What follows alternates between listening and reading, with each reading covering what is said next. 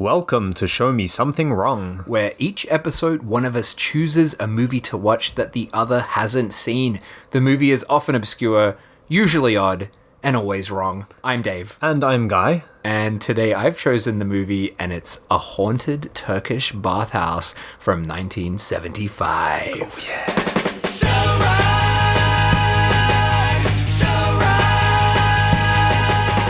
Alright, so A Haunted Turkish Bathhouse.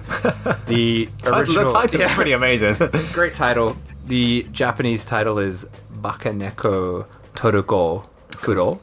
So fairly accurate translation, but a few details there that we'll go into soon. I like the Bakeneko part of the title. Like, I think this kind of should be explained a little bit. It's such a great title. Oh, we're definitely going into that. So this is directed by Kazuhiko Yamaguchi, who is still alive, which really surprised me. Yeah, he's in his 80s. Good man. And he is a champ. We'll get into him soon. And the film is made by Toei, which we'll also talk about in a bit as well. And it has an absolutely fucking amazing cast. Incredible cast of lots of people that we're going to be talking about. A lot of familiar faces in here. Many familiar faces. So maybe the first thing to get into is that title and what this film is and why I chose it. So the main reason I chose this is because this is a kind of crazy mashup of two genres. So we've got the Bakaneko genre. Do you know, have you watched many of these films? Is that an actual, Bakeneko, is that an actual genre? Oh yeah.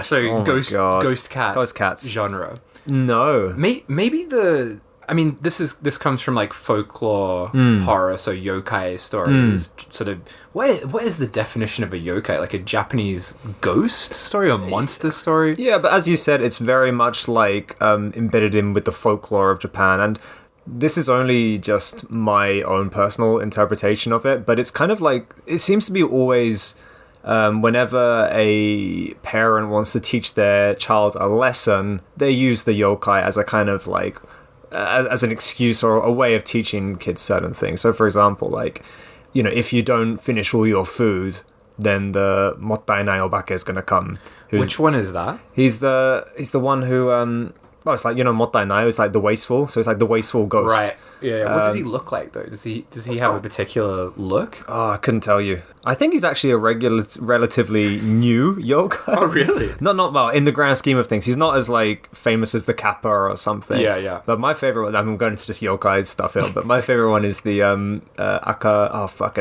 Akanume.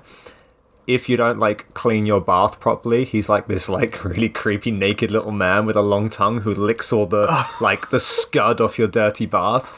So they're always kind of like these kind of like almost stories, almost like old wives' tales and ways to teach your kids just how to be a decent citizen. Sure. Because if you don't, a gross old naked old man is going to come and lick you. Oh, disgusting.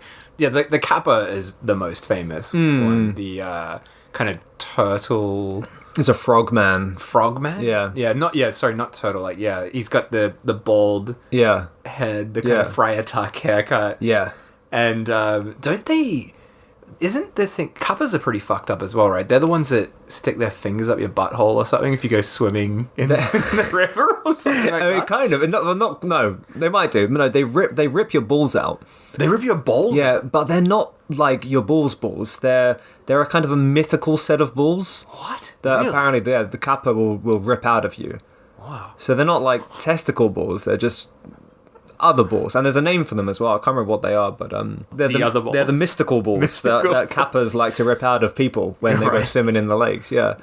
I'm not quite sure what the moral of the story behind that one was. Like, don't go swimming in strange lakes. I don't know, but my first experience with yokai, I didn't even know it was yokai specifically, but I used to watch Monkey Magic when I was a kid. Right. Do you know that show? No. So it's so weird that so much of my childhood I was watching Japanese shows without knowing they were Japanese. So I watched Power Rangers, which uses footage from a Japanese TV show. Yeah.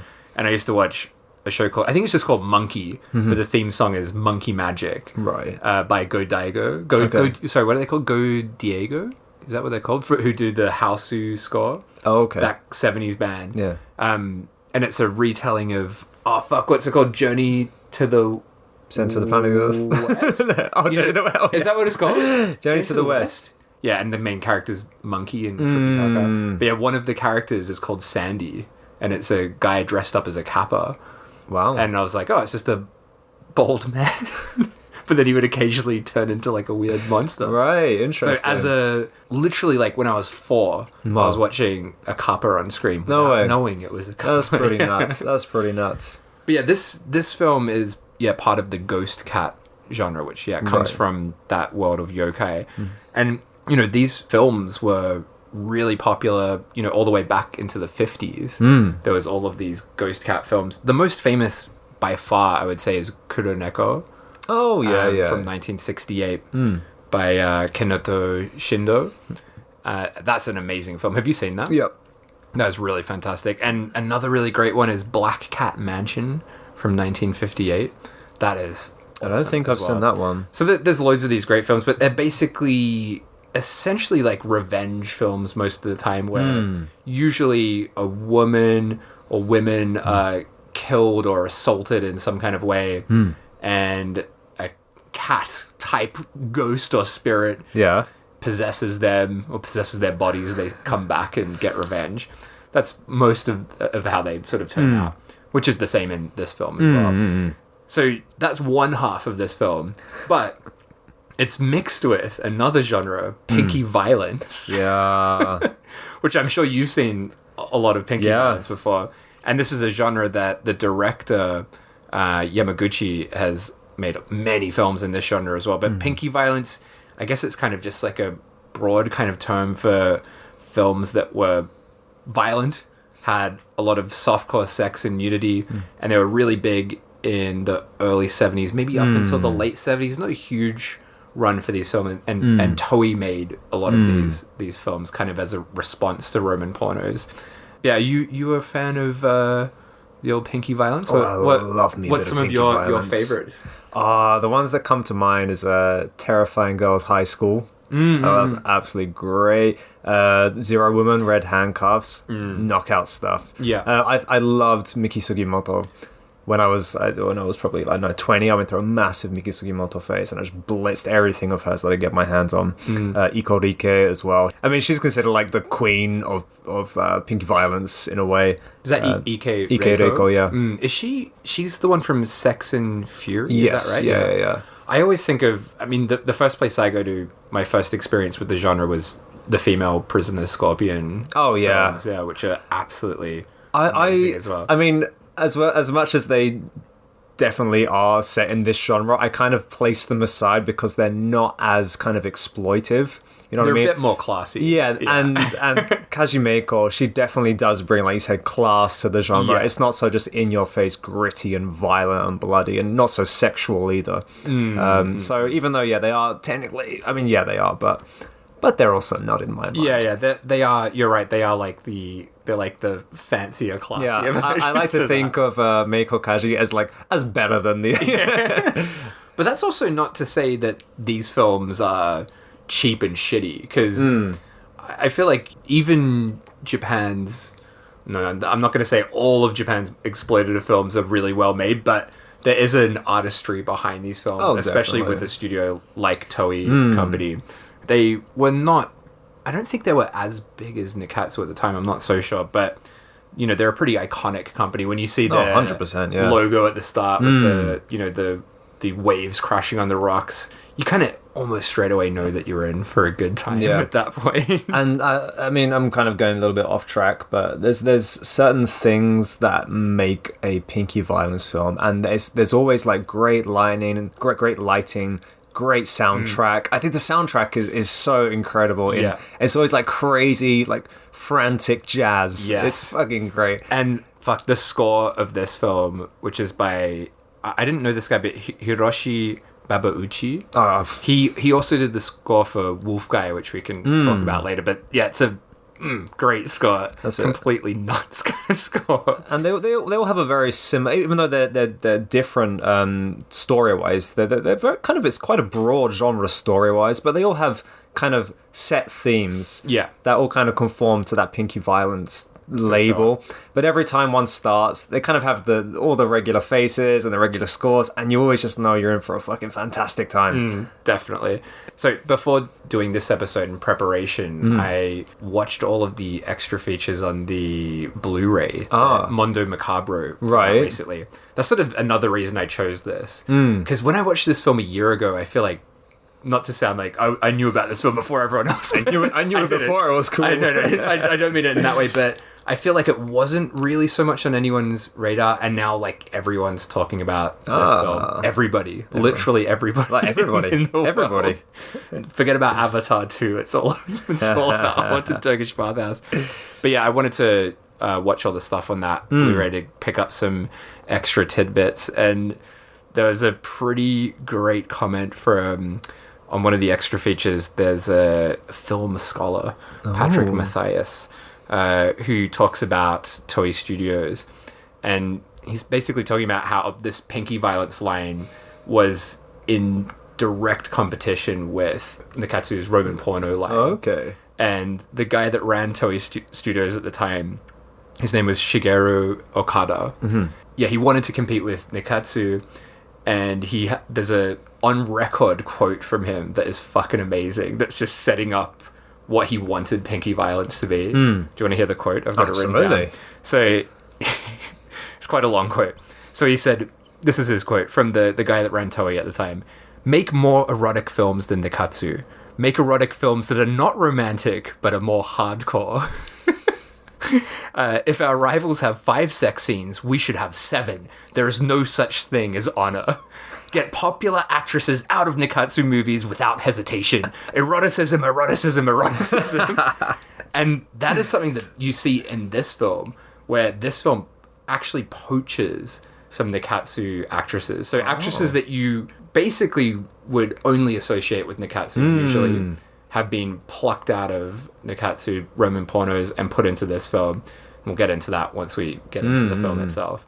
But yeah, I thought that quote was just That's a great one. Hilarious. I love the not romantic, but hardcore. That's because I'm just saying that makes total sense because, yeah, even though there are some great Roman pornos out of Nikkatsu, I definitely...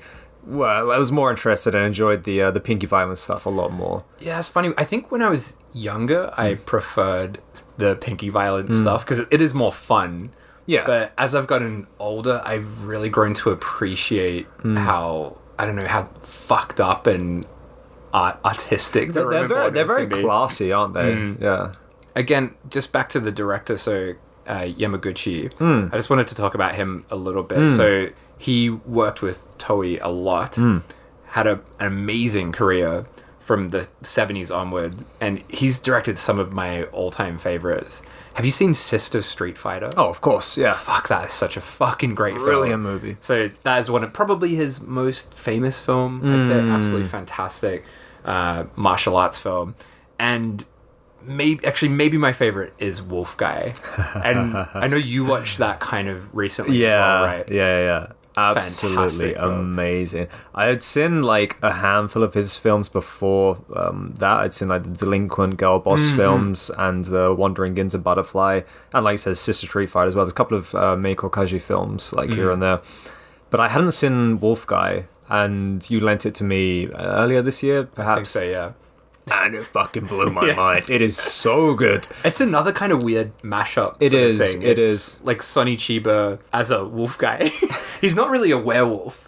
He's just a super powerful guy, right? But it's insane. It's kind of like body horror at times, and then wild sort of action. It takes the whole Pinky Violence genre and just says fuck it and does whatever it wants to do. It has that Pinky Violence mold, but it kind of like breaks out of that mold, like you said, and goes into weird body horror, supernatural territory, which you don't really get too much within this genre. No, it's quite unique, that film. And yeah, that is a really great film that also, recently had a really good Blu-ray release. So that's one I would definitely recommend seeing, even probably before this film. This one gets a bit more weird, I think. Yeah, and Yamaguchi, he kind of worked with, I think he worked with the same people a lot. And you see that a lot in Toei and in Nikkatsu, the same actors appearing again and again. and the same crew appearing again. So even though they're big studios, there's also kind of, I don't know, it feels like a kind of a sense of independence with them as well, where they worked with people they wanted to work with. So for example, the one of the writers of this film is Masahiro Kakefuda, Right. who worked a lot with Yamaguchi. He also wrote Sex and Fury, which we mentioned earlier, and he wrote Horrors of Malformed Men. Yes, that is an amazing film. Yeah, phenomenal. Extremely fucked. And just looking at his filmography now, he also did School of the Holy Beast, Yeah. So which is another one of my favorites. very prolific. And the other writer is Nobuaki Nakajima, who also worked on a lot of Yamaguchi films as well. So, yeah, really impressive crew behind this film. It is literally like an all-star cast. Like, Yes. It's quite, I was watching it, I was like, fuck, she's in it too. Fuck, Yeah. fuck, fuck, fuck. And we're definitely going to be talking a lot about the cast in this as we go through. All right, should we get into it? Let's get into it. All right. So we begin with a kind of, after, of course, the famous Toei logo, we get this kind of nightmarish high-pitch sound, right? It's going, and then, boom, we get this amazing title sequence that just instantly made me... The first time I watched this, I was so pumped up with this title sequence. It's like a naked woman holding a candle in a hallway with this weird sort of shadow on the wall. And then it moves into this strange kind of montage. You've got Naomi Tani, who we'll talk about soon, rotating on this weird... What do you call that? Like at the restaurant when you've got that rotating... What do you call that thing? Not a conveyor belt thing. Not a conveyor belt, but the one where it's like in the middle of a table. Oh, yeah. I don't know. You see it a lot in Chinese restaurants, don't you? My brain's gone blank on that, but she's basically on one of those, just rotating around. It's very stylish. Yeah. It's and then she's in a bathtub, right? And there's bubbles just floating up in the air, which come back later as well, right? And just, flames bursting onto the screen. It kind of sounds like it's like a music video. Yeah. It's very weird. It's like no context to anything that we're looking at. It's just her spinning around with fire and weird like screen partitions and this like crazy jazz music. It's great. Yeah. It's great. It's a wicked opening. And you could already sort of see from that opening sequence, like it's an exploitation film, yes, but the artistry that has gone into this is spectacular. Like amazing art direction, amazing music. It's not just a cheap piece of garbage. Like it's a really fantastically carefully kind of made film. Then we get into the film itself. We get a title card. We're in Yoshiwara in Tokyo, so the sex district at that time, 1958, the 31st of March. So this is when basically prostitution is coming to an end in Japan. Again, we'll kind of go into that stuff as well and why this film is called Haunted Turkish Bathhouse. But anyway, we're in a brothel and we have all of these prostitutes in there, all eating, having a great old time. Naomi Tani's in there. She's got a cat, Kuro, who's one of the cutest cats. He's awesome. In cinema history. Unfortunately, he doesn't do too well in this film later on, but very, very, very cute cat. And I also love seeing... this is a weird thing, but I do love seeing animals on film, not like in Last Week when they're getting killed. Oh, of course, yeah. But there's something very funny about an animal in a film because they don't know that they're in the film. That's right? true, yeah. So this cat Kudo is like looking at the camera. It's pretty great. So what's going on here? I'm in a whorehouse. What's happening? Yeah. So he was wicked, yeah. So they're all in there, loads of women. Like it's a huge amount of people in the scene, right?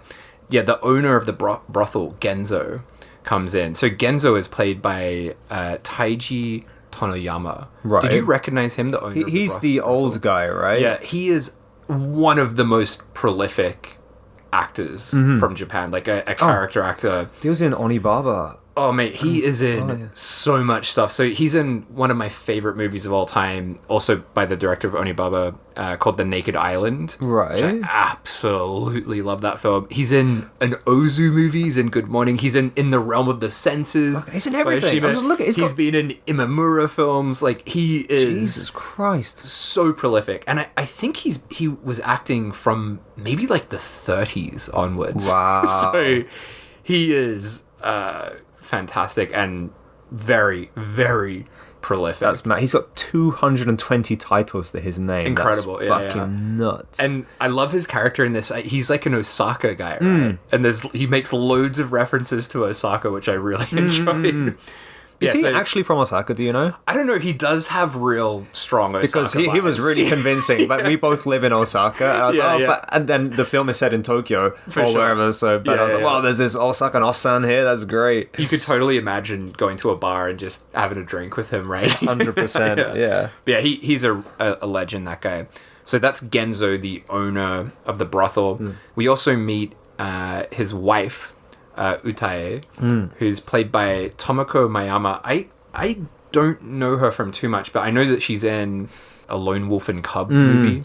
But I feel like I recognized her, but I couldn't quite pinpoint what I knew her from. Did you recognize her? I've seen her before. Yeah, she's in one of the Scorpion female prisoner films. Right. Okay. But yeah, she was quite recognizable for me. So these two characters, both kind of villainous characters, especially the wife. God, yeah. But anyway, Genzo announces that it's the last day for the brothel. So they're getting shut down, aren't they? Because did you hear his reason why it's getting shut down? He's like, this is the last day for our shop because of the old bitches at Parliament that have enacted the law. It's like, old bitches. But it doesn't really matter because Genzo's got an idea for a new business. That's it. They're going to open a Turkish bathhouse. So basically the plan is he's going to rent the rooms out to the prostitutes, and they can just sort of do what they want with their customers in there. So basically bypassing the law. I wanted to talk a little bit about the Turkish bathhouse thing in Japan. Do you know much about the history of this? Because it's pretty interesting. No. So you don't hear that term anymore, Turkish bathhouse. And the reason why is really funny. Like, very fucking funny. So basically, this came about at this time. So this is like a real historical thing where prostitution was made illegal. And this was sort of the way of bypassing the law. They created these bathhouses. And that's what they were called, Turkish bathhouses. Right. But then in the 80s, so there was a campaign from a Turkish scholar who lived in Japan, I guess, who was really offended by the use of this name Turkish bathhouse for essentially what is basically a brothel in disguise. And he ran a campaign to basically stop that being the name. Wow. And even fucking funnier than that. So they had to change the name. So it's Japan. What do? Have a nationwide contest to rename Turkish bathhouses. What? That's mad. And you probably know what they chose to replace it, right? What the modern term for this is? So the soap lands. Yeah. So Christ, they are now known as soap lands. Yeah. But I love that they had a fucking nationwide. That's quite hilarious. But soap lands, well, they're banned. They're banned in Osaka, actually. Are they really? Yeah, there's no soap lands in Osaka. Yeah, but if you go like outside to the outskirts, like in Kobe and stuff, there's still soap lands, but they're also little by little getting faded out. Really? I didn't know that. But yeah, so that's basically the original soap land was known as a Turkish bathhouse. And it's kind of as everything is in Japan, it's a complex bypassing of the law. That's it. There's so many fucking grey areas. Yeah, sorry, carry on. No. I don't know exactly how to explain it, but basically it's something to do with unacquainted people cannot pay for sex, basically. Do you know what I mean? So you can't be like a stranger and go pay for sex, I think. Right. So this idea is like you're introduced and you're having a massage, and if something else happens, well, now you know each other, so it's okay. Right. Yeah, it's quite complicated. But that's it. You can in Japan, so you can pay for sexual services, but you can't pay for penetration by law. But yeah, once you're behind the curtain, no one's there to see what you're doing, so it kind of goes by what's the word? Unregulated. It goes by unregulated. Yeah, that stuff is so complicated because there is a red light district in Osaka, and I don't really know how that is bypassing the law. Well, the whole red light district in Osaka is run by the Yakuza. Yeah. So it is kind of... And in a way, it's weird because it is regulated to some extent. Like, you can't just open up a shop. And there will never be more shops opened.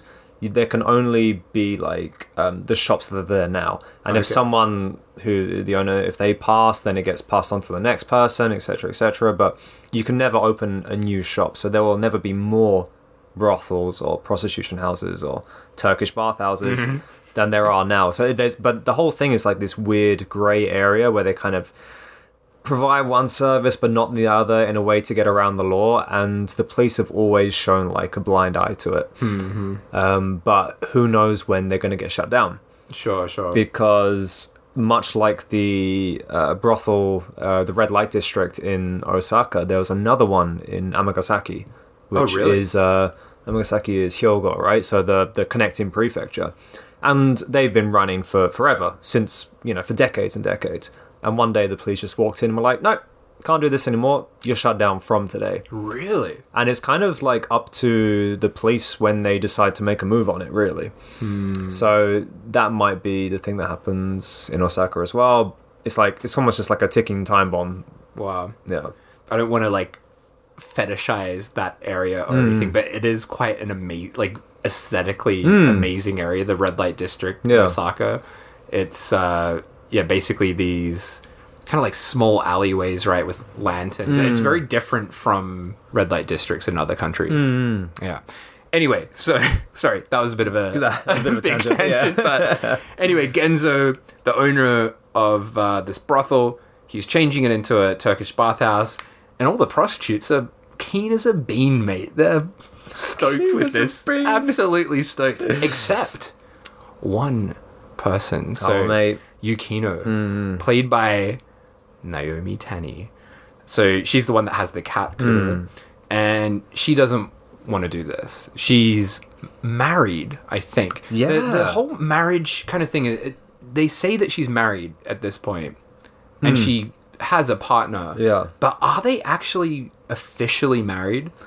No, I think so. It gets announced later that she's like his soon-to-be wife. So I think they're engaged at this point. Right. Yeah. But anyway, so this one prostitute is not keen for this arrangement. She's described as being stubborn as a mule by another prostitute there. She's not interested in this Turkish bathhouse thing. She's going to leave. Yeah. So this character is played by Naomi Tani, who is an absolute fucking legend. Probably, I would say probably the most famous Roman porno actress. Oh, right. Of all time, would you say? I can't think of anyone else. I mean, she was in Flower and Snake. Yeah. Fairy in a Cage. Wife to be Sacrificed. Oh, Flower Vase. She is really interesting, a really fascinating person. So I didn't know this about her before recording this. I read up on her a bit. I kind of assumed that she was, just an actress doing her job, and that was kind of it. Right. So she's in a lot of S&M films, and that's what she's famous for, basically. But she actually did definitely have an interest in this genre. Like, not just... She wasn't just doing a job. She was genuinely interested in it. Even her name is quite interesting. So that's her stage name. Right. So she takes it from... Her last name is Tani. So she's named herself after Junichiro Tanizaki, the writer of Makioka Sisters. And he was kind of known for being kind of transgressive and having kind of sexual sort of elements to his story, right? And then her first name, Naomi, is the title of one of his most famous books. So she's got kind of this interesting sort of stage name. But also, Tani, I heard, is slang for cleavage. Oh. Is that true? Well, thinking about it, so the word... It's got valley. The word Tani is valley, yeah. That would kind of make sense. Yeah. That was in the commentary by Sam Deegan on the Blu-ray. She mentioned that as being... slang for cleavage. I've never heard that myself. I've never heard that either. Maybe it's like a outdated kind of term, perhaps. But it totally makes sense. But anyway, really interesting kind of name. So she started off as a model, started getting offered roles in Roman pornos in the late 60s, and she started to kind of gravitate towards doing these really violent S&M sex films. So I think her first S&M film was Cruel Map of Women's Bodies, which I haven't seen. That's such a good title. Pretty great title. Such a good title. And then she became friends with this author called, maybe you know him, Oniroku Dan. So he's like a S&M author, Okay. basically. And she started basically getting his stories and getting them adapted into films. Wow. So she's not just like an actress doing her job. She clearly has like a proper interest in this type of film.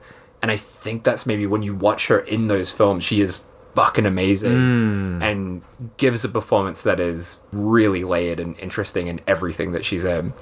So she is a Nikkatsu actress that Toei has stolen for this film, basically. Brilliant. So as the guy that ran Toei was saying before, you know, he wanted to steal actresses, bring them over. This is like a prime example, because when people think of her, they think of Roman pornos. So yeah, really amazing actress. Good stuff. That's pretty promiscuous of her, changing companies. Hey, she's allowed to. That's a fetish in itself. Like studio cucking. Yeah, it's basically it. She's dividing the fans. Jesus. Yeah, she's not really the lead of this film, but she has such a great presence. I kind of feel that she kind of is. She is. She's the best thing about the film, for sure. She does have a great presence. Yeah. So we've seen this kind of change into the Turkish bathhouse, and then we've got the final night of prostitution. All the prostitutes are out and about. Very chaotic kind of scene, grabbing their customers. And the place is closing up as we get that kind of classic closing time. Oh, the music, yeah, that still gets played everywhere you go. I wrote down the name of this song, but I actually don't know how to pronounce it. Old Lang Syne?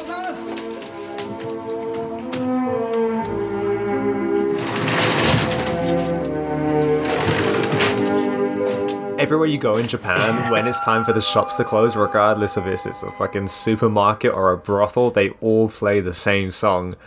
It's quite great. Yeah, I kind of love it. When I was back in Australia and they didn't play that song when shops were closing up, I was like, how am I supposed to know when it's closing up? I need that song.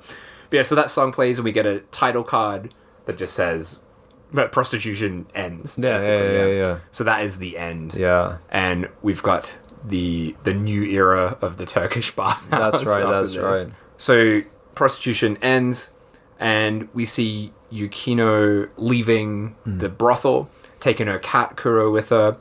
As she's leaving, we meet a character, Natsuyo, who is the daughter of Genzo, and Utae is a stepmother. She's played by Terumi Azuma, who again, maybe you might have recognized. So she's in a lot of Roman pornos as well, including Wife to be Sacrificed. Yeah. So she starred with Naomi Tani in that as well. This daughter character, the bathhouse owner's daughter, is trying to say goodbye to Yukino, and then the wife comes out and is like, don't fucking talk to her. Like, fucking let her go. Yeah, she's because a traitor. she's quit, right? Yeah, she doesn't want to do the bathhouse. They're just completely dismissing her. So she leaves and goes on her way. Also, this scene is a small scene, but fucking hell, the camera work is so beautiful in this scene. It's just so fucking well shot. It's insane, like just coming down from up above, and it just looks amazing. That daughter of Kenzo, she was like a real like pure-hearted girl in there. She did it really well, especially for a fucking Roman porno Nikkatsu actress. Yeah, I feel like most of her roles are kind of like that. From I can't really remember her that well and stuff, but I feel like that's her kind of character. She's typecasted. Yeah. And she does have a certain very innocent look, that actress, yeah. So then we basically go back to Yukino's home, and she's with her fella. Shikoichi? Did you get his name? They only say it one time. Right. So, as far as I could tell, I think only later on we hear it, but yeah, his name is Yuzo, which I don't think we ever hear. That's just in the credits. Right. And his last name is Shikoichi? Like the character name? Yeah. It's because I didn't get it once. Is that how your Japanese is obviously much better than mine? Is that how would you pronounce that? Shikoichi? Shikoichi? Yeah. Shikoichi. Yeah. Mate, he was such a cunt. Yeah. I fucking hated everything one of the about worst, him. The worst guys in the world. And so basically, anyway, so I'm jumping ahead of myself, but anger towards that cunt. You recognize the actor, surely? Yes, yeah. So he's played by Hideo Murota, who is a hugely fucking prolific character actor from so many things. Hiroko the Goblin. Yeah, old Tsukamoto. I think he's in Female Prisoner. He is. Scorpion. Yeah, he's a wolf guy. Yeah. But this is kind of a rare. Graveyard of Honor as well. Oh yeah. Good stuff. But here he's in a big role in this, and that is kind of unusual for him. As you said, so basically, oh, God, I hated him so much. We go back home. So Yukino, our main character, so she's working at a brothel, right? She's selling her body to gross old men. She goes home. She's got a fella there, and that was, I think, the first time that we actually know that she has a partner. And that's when we realized that they have a plan to get married. And I thought that's the reason why she basically thought, like, I've had enough of the prostitution stuff, don't want to do the bathhouse stuff, this is my opportunity out. So she kind of left, and I thought her idea is she wants to live happily with her new fella who's prepared this lovely new house for them both. But a bunch of goons bust in and start beating the shit out of him because he's apparently borrowed money off them. I guess they're the Yakuza. And she jumps in like, stop, don't touch him. What's happened? He's borrowed, how much was it? 500,000 yen, I believe. 500,000 yen. Yukino, being the angel that she is, she's like, I'll take responsibility. I'll go back to the bathhouse. Yeah. I'll work to pay off your debt. Yeah. And I was just like, oh no. And you can just see where it's going. I'm like, this guy's such a fucking prick. And Yukino is so lovely. She really plays that earnest, lovely person character so well. He's also great because he doesn't even have to open his mouth before you know that he's a piece of shit. Yeah. Like a deadbeat piece of shit straight away. Yeah. Right? And then we kind of get the shot of him meeting up with the goons that attacked him just after, right? Yeah, so she goes back to the bathhouse straight away, and it's been completely sort of revamped into this Turkish bathhouse style. And Utae, the wife, is letting customers in. Everyone's there in these sort of bathhouse gowns. Yeah. We also see, like, everybody in this film is someone well known. The doorman's played by Koji Fujiyama, who is like a Showa era Gamera actor, and in a shitload of Zatoichi films and so many other things. So just everybody is somebody in this film. But anyway, that's a side note. Yeah, all the customers are coming into this bathhouse, and Yukino kind of begrudgingly goes back, meets up with Genzo, the owner, Osaka owner guy, who's kind of like angrily accepting her back, but is also kind of sexually assaulting her, right? He's unzipping, trying to get her to service him, to test her skills and stuff like that. So it's pretty grim. And then, as you said, mate, I was fucking livid. I was livid. So yeah, and in my notes, because I never caught the fella's name, I just wrote him down as cunt the whole time. So cunt, what's his name? Shikoichi. That cunt. So he meets up with the goons. We can call him Yuzo. That's his first name. That's Yuzo. All right. So Yuzo the cunt. That's him. He meets up with the goons in an alleyway, and he's like, "Oh, well done for that performance. You made it look really realistic. Here's your cut of the money." What a prick! Oh my god. So basically, and this is relatively early on in the film, and right from the start, I'm literally just waiting for her revenge story. Yeah. I was like, I need to see this guy get killed. Yeah. So he basically sent his fiance back to the whorehouse to earn money for him. Yeah. So that whole beating, he's just orchestrated the whole thing. He's a total scam artist, start to finish, basically. God, pretty unbelievable. So that's been set up for us. Yukino's back to the bathhouse again. And then her sister, Mayumi, is coming over to move out to the big city. And she's going to be living with Yukino and Yuzo the cunt. 鹿内さんのお部屋はあそこよ。どうも。 So Mayumi, the sister, she's played by Misa Ohara. I did not recognize her. That is because she is in basically nothing else. She's only in 2 films, this and one other film. Right. And yeah, basically she was a complete unknown when this film came out.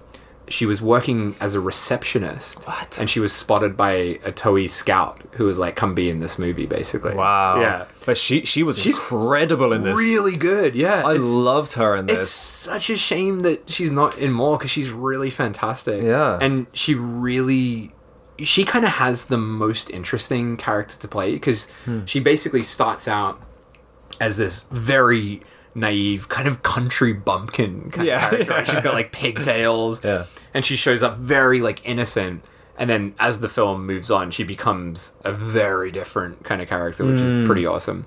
But yeah, so she shows up at Yukino's apartment and they're all eating nabe together, having some hot pot. The sister Yukino and Yuzo the cunt as he's called, and everything seems okay, pretty happy, but you can kind of see Yuzo's already got his like little pervy eyes on that young innocent sister.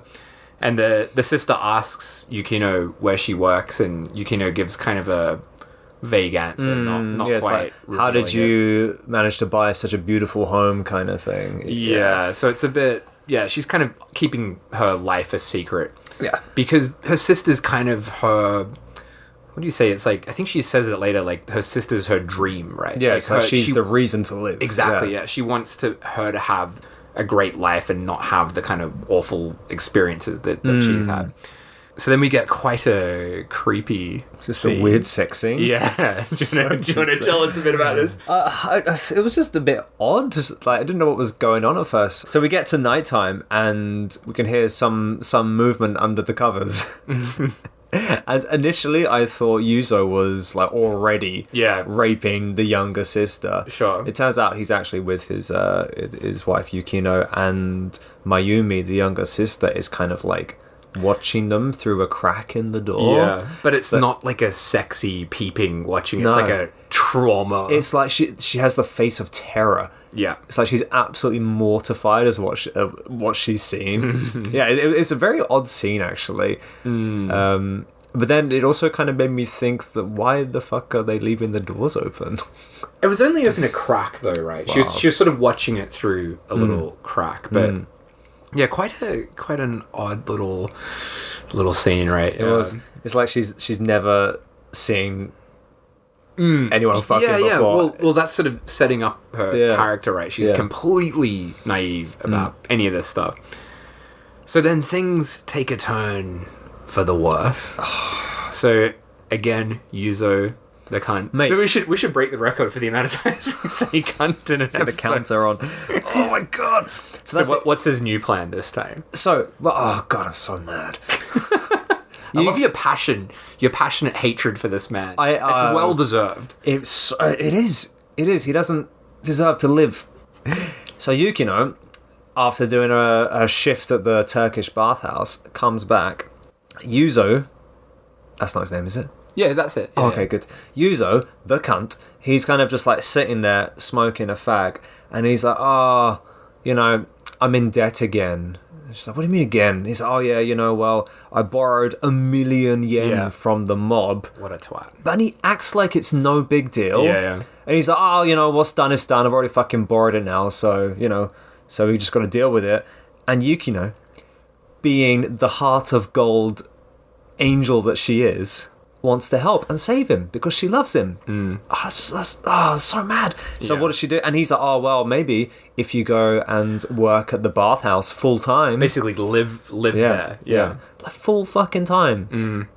He's like, then we can pay off my debts. Yeah, it's basically if she goes and lives there, he can get a loan from Genzo, the owner of the bathhouse. So it's like, if you go and live there, I can get a loan from them and we'll sort it out.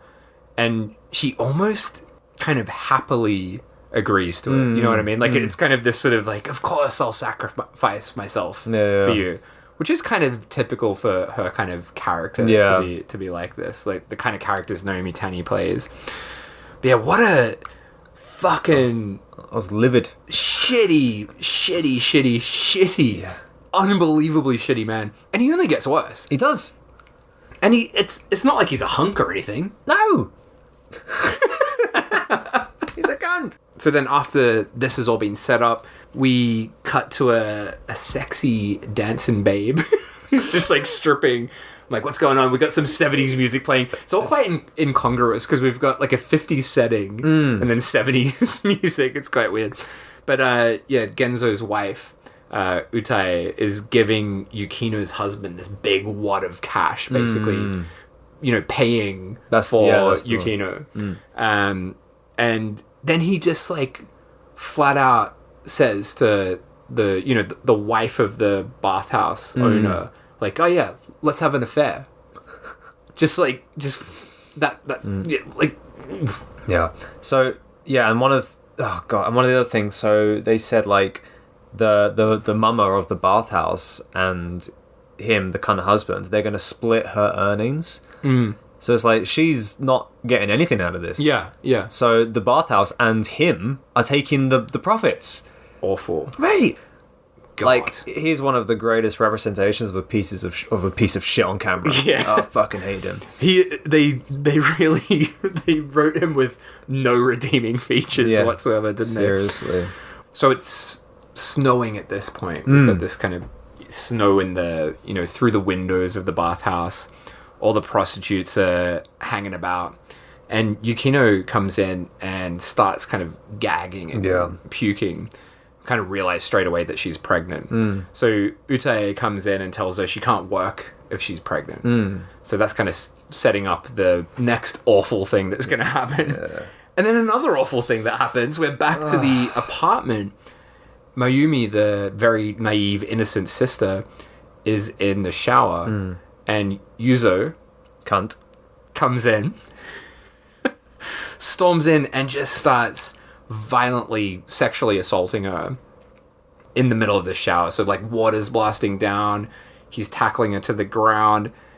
It's a really awful scene. Very upsetting. Very awful. She's bleeding as well, so we know that he has raped a virgin, naive kind of girl here. It's awful. But yeah, I was gonna say the one kind of little thing that softens this nasty scene. We pan up, and through the grate of the bathroom, who's there? Fucking Kuro. Kuro the our cat. beloved cat. Watching away. Yeah, man, and something's going to happen. Kuro's not pleased about this. And I love it because when you see Kuro, there's like this weird like meow sound. It's like this really like psychedelic like keyboards kind of stuff. He's just a cute little cat. I know, he's adorable. I love that cat. What a great cat. Yeah. Top-notch cat. But he's looking, he ain't happy. And something's going to happen. We know we're going to get our revenge at some point. Oh, yeah. I was just biding my time. We're just waiting for that revenge, right, at this point. And then things even get worse. Oh, God. So Yukino comes home. Yeah. And what happens? Well, immediately, something's off. Yeah. So, like, Yuzo and Mayumi are kind of like, they're both kind of sitting in the living room. Like, Mayumi's crying, Yuzo's just like smoking a cigarette, and Yukino's like, you guys are acting weird. What's happened? Something is off. And immediately Mayumi's like, break up with him, you have to leave him. And then she realizes that Yuzo raped her. Yeah. Raped her younger sister. And so she's fucking livid. She's crying. I can't believe you've done this. What have you done, you horrible person? Destroyed her future. Destroyed, her dream of her being, having a different life. And Yuzo, being the cunt that he is, he goes, oh, what's done is done. I can't fucking change it now, can I? We get a very nice little sweet taste of vengeance. Yeah, so Yukino loses it. Grabs a knife and slashes Yuzo. Yes. But Mayumi's trying to stop this from happening as well. So I guess trying to protect her sister as well. And I love this scene because like the window gets smashed in the struggle. So all the snow is kind of gently coming in as well. It's a really quite a beautiful looking scene. Right? But Yukino kind of, after slashing her piece of shit husband, kind of instantly regrets it. Yeah, she kind of realized that she's kind of blinded by rage and then instantly regrets it. And then we get another thing which just makes us hate him even more. Oh my God. So he's like, wait, why are you back at this time? And she's like, I'm pregnant. I had to come and tell you. And he, the cunt, after raping her fucking sister, is like, what, you skipped work to tell me that? You idiot, get back to fucking work. And he sends her back to the bathhouse. Well, he like kicks her in the stomach as well. Yeah, so while this is all happening, it's like a really crazy scene. The sister, Mayumi's run out because she's enraged at sort of Yukino forgiving her husband at first, right? And then, once Yuzo realizes that she's pregnant, he starts like kicking her in the stomach. It's awful. And then we get the most fucked scene of the film, which feels more like something out of a Roman porno, like a really nasty Roman porno, where Yukino's just tied to a tree, or bound up tied to a tree.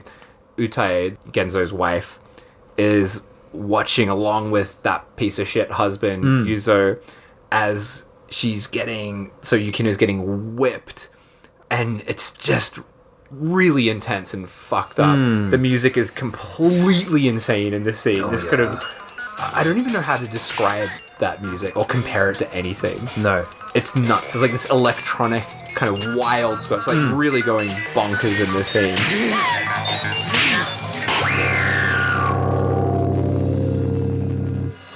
It's funny you say that it's very much like a Nikkatsu Roman porno, because I feel like the Nikkatsu Roman porno films featured a lot of the kind of like the rope bondage stuff, a lot more than the Peaky Violence stuff did. So this, like you said, very much feels in place with that side of the genre. Yeah, and I almost wonder, because one thing I felt watching this, I'm like, I wonder why Naomi Tani agreed to do this film, because it is kind of, it's not really in line with other things that she's done. It's doesn't really feature that much of the sort of bondage stuff that she was interested in, except this scene. Yeah. So I do kind of wonder if she was like, let's put this scene in there. Because it does feel like more in line with her sort of thing. Can you imagine her pitching her ideas? Like, well, we're going to do it. You're going to tie me to a tree and beat me to death.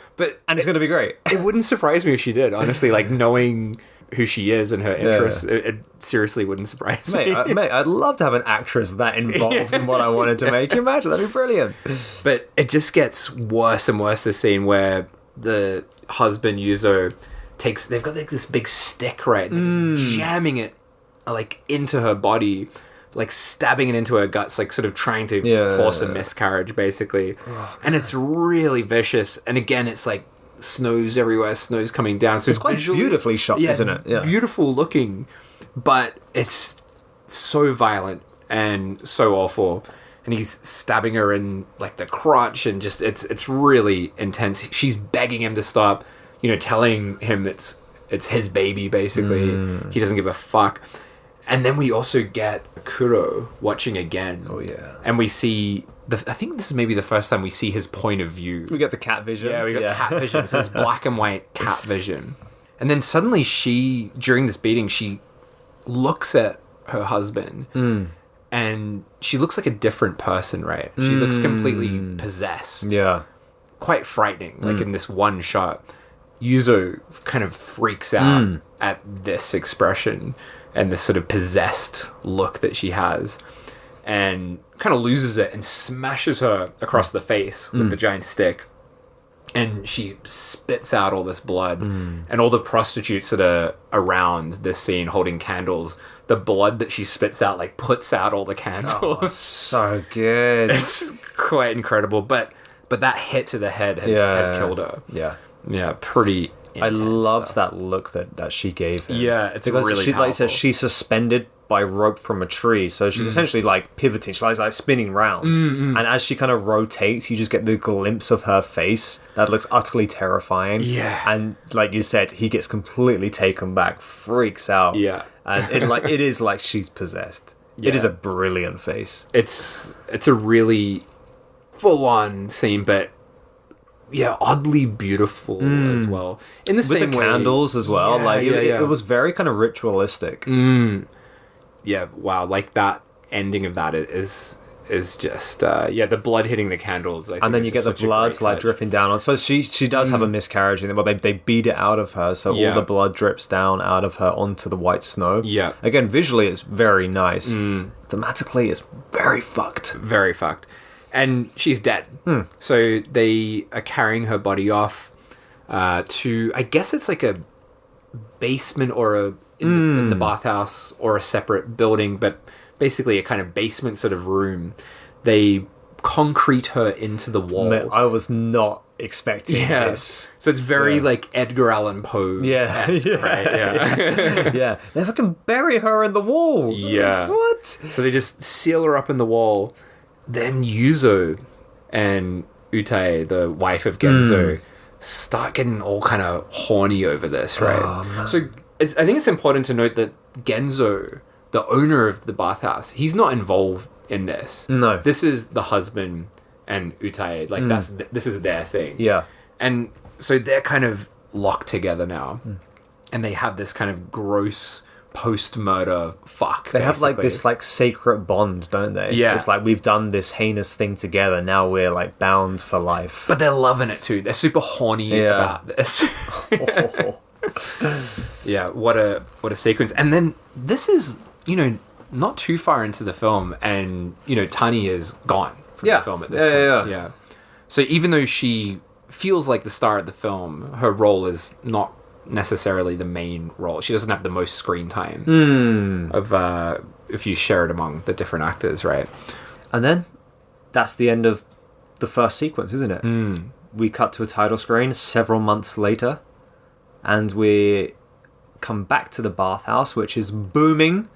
Business is great. There are guests everywhere, and Mayumi, the younger sister, walks in looking for work, apparently. And looking totally different. Yeah. So she looks much more like a classic Pinky Violets kind of character now. Yeah, the way her makeup is done and everything. She's got the long, straight, long hair. It looks fucking She's great. got a big, massive leg tattoo, which we see later as well. I was wondering about that as well. We don't see it in detail, but we know that she's been through a big change. And her performance is fucking great. She's really playing basically two different characters in this film, the way that she changes into this person.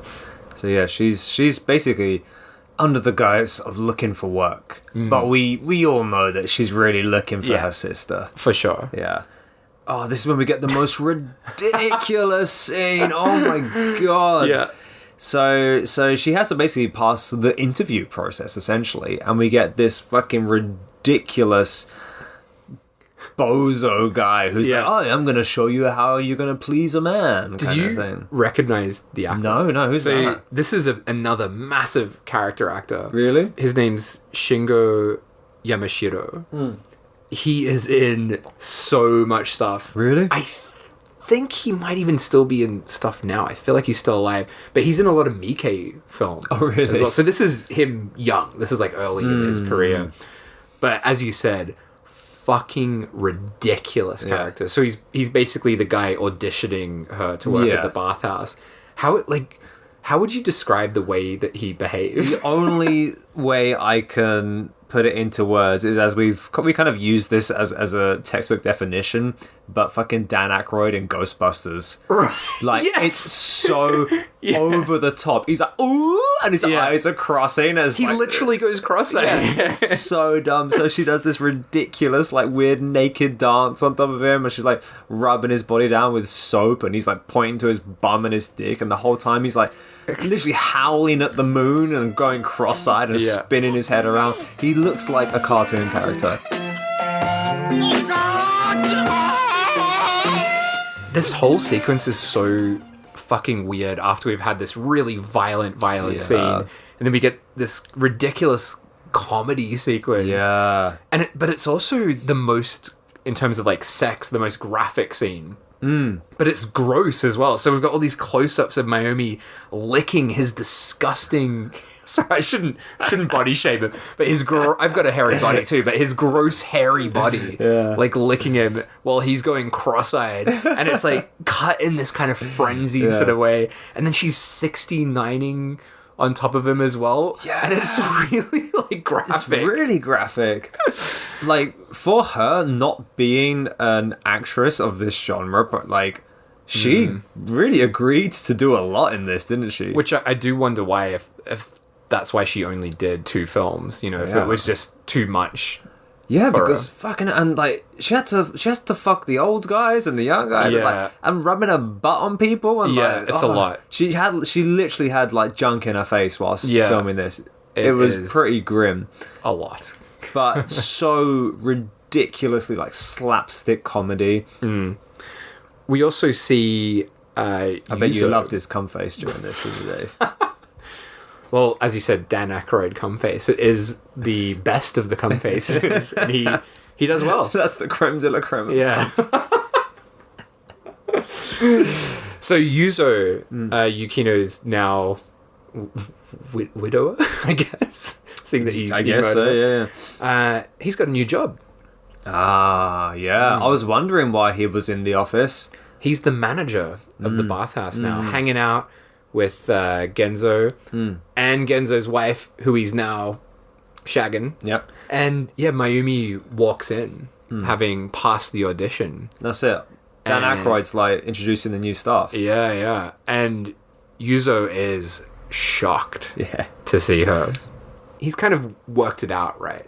He's like, yeah, I know that she's here to find Yukino, but don't worry. Like, I'm gonna... He's saying this to the wife, to Utai. It's like, we're gonna tame her, basically. And we also find out at this point that Genzo, the owner, already kind of has a thing for her as well. Oh, God. So he is super keen. So we jump forward in time a little bit. So I guess Mayumi's been working at the bathhouse for a while now. And she's waking up in her room, and Yuzo... the cunt comes in and he's commenting on how much she's been earning and also about how much she's changed. And she's talking about how she had no choice, she was left alone. I think we see the first glimpse of that leg tattoo. So we know she's been through some shit. Yeah. Like, a lot's happened to her in those months that we didn't see her. And all this time she doesn't actually know what's happened to her sister. Yeah, she doesn't know that Yukino's dead. Yeah, I think that's important to remember, because when I'm watching it, I'm like, oh, she's coming to get revenge. But she doesn't know. No. Yeah, she has no idea. She's just looking for her sister, trying to find out what happened. She also tells Yuzo that she wants money from him because he took a cherry. So she's demanding money from him at that point. And then we get this really gross, real boner killer of a scene where... So we know that Genzo is really into her, the owner of the place. And how would you describe Genzo? Like, physically? You don't have to be too harsh, but... Oh, no. He's no Chris Hemsworth. He looks like an egg. That's kind of perfect, yeah. He looks like an old egg. Yeah, that's the only way I can think. An old Osakan egg. Yeah. And yeah, she's basically servicing him, right? And he's like, I'm going to show you an Osaka technique. Yeah. Which is kind of baffling. Basically, it's just her covered in bubbles, rubbing up and down on him. Yeah. And then he's like, use your brush. Oh, God, yeah. Do you remember this? Yeah, the brush, yeah. And she's kind of confused and takes an actual brush. Yeah. And sort of puts it between their bodies and is like rubbing up and down. And he's like, no, not that brush. Your hairbrush. Oh, God. It was the 70s. It was a hairy time. Yeah. And then after this grinding, awkward scene, we cut into this montage, basically, of her doing all this gross stuff with a bunch of gross dudes. Basically, yeah. She's like the hot girl, right? She's the highest earner. All the customers want a night with Mayumi. Yeah. Did you recognize as well, one of the customers is quite a big actor as well. Oh, really? So this guy, Akira Oizumi, he's like... I think he's credited as rich customer, and he's an extraordinarily strange looking man. He's the one with the mustache, but he's in loads of stuff. Yes, you know yes. I know exactly who you're talking about. And yeah. I could be misremembering this, but I think he looks at the camera in this scene in a kind of deliberate sort of like, oh, can you believe this? In a way. Oh, if he fuck. doesn't, it definitely gives that vibe. Oh, he fucking hell. He's been in loads of stuff. Like, he's been in Female Yakuza Tale, Yeah. Terrifying Girls High School, He's Girls huge. Boss Revenge, Inferno of Torture. Again, Horrors of Malformed Men. Jesus. Yeah. I think I mainly recognized him from Malformed. And he plays this goofy Yeah, fucking for bathhouse goer. one scene. Yeah. One scene, and that's it. I think he's having like a threesome with Naomi and someone else. I was wondering, actually, now that you mention it, like, I felt it was odd that the camera was so kind of fixated on him. Like, it's Yeah. like they're kind of like showing him off that this guy's in the film. I guess it's a cameo. I mean, I don't know. He's a character actor, but I guess it would be the equivalent would be like, I don't know, having Steve Buscemi in a scene like this. Because he stands out a lot more than the other actors, Oh, yeah, right? yeah. And I was like, wait, who is this guy? Why are they showing him so much? Yeah, like, yeah. But there's this weird fucking like montage of sexy bath scenes, which is really gross, and a lot of Mayumi rubbing her bum up on people. There's a lot of butt stuff in this, isn't there? Yeah. But again, just to kind of showcase how well she's doing. But the other ladies are not too happy about this. No. She's taken their thunder and their customers. So they kind of basically attack her. Yeah. They think, like, you're not showing us any respect. You're coming here, like, all You're fucking, brand like, new. hot shot. What are you doing? Yeah. They're not happy. So they start beating the fuck out of her. And who comes and saves the day? Our boy, Kuro.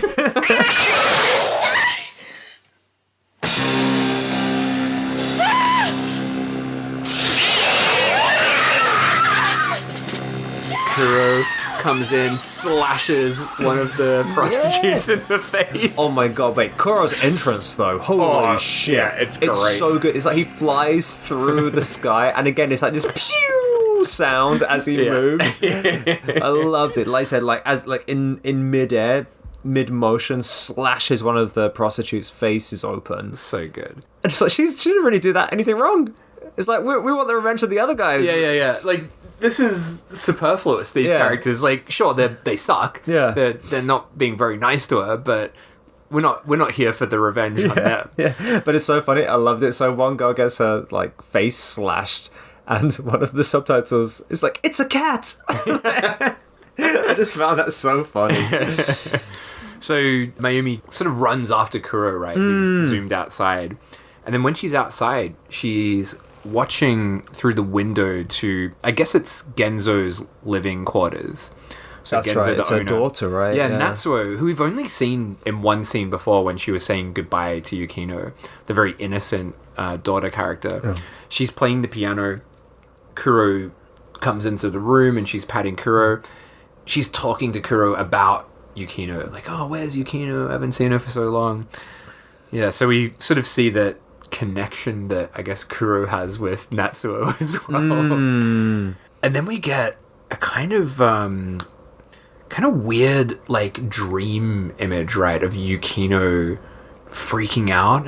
It's a very quick odd. sort of thing. Yeah. That was odd. I didn't know what to make of that. Yeah, and then it's like Mayumi's dream. Yeah. She wakes up after this image of Yukino, and Kuro is on the bed, and holy shit, Kuro, his cute level in this scene is 11. Like, it is, he is, fuck, man, even if you don't want to watch this film, I would say just buy the Blu-ray, fast forward to this scene, and just check out how fucking cute this cat is in this scene. Did you see how cute he was? He's got a little chubby face, and he just looks delighted.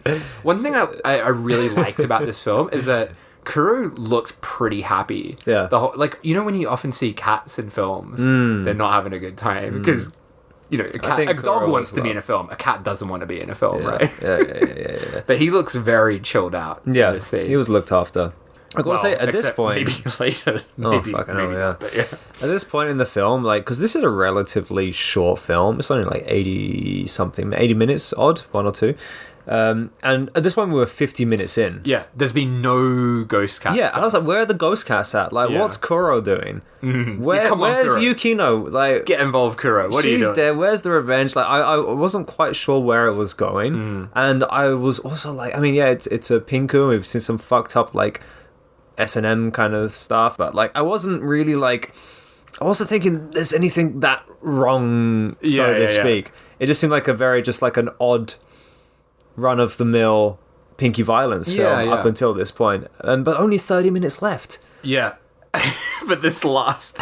And it was actually quite funny. Yeah. Because I had to kind of watch this in a rush between 2 different days, and at this point I was like, I need to take a break because I had to go to work, and I'll do the next 30 minutes tomorrow.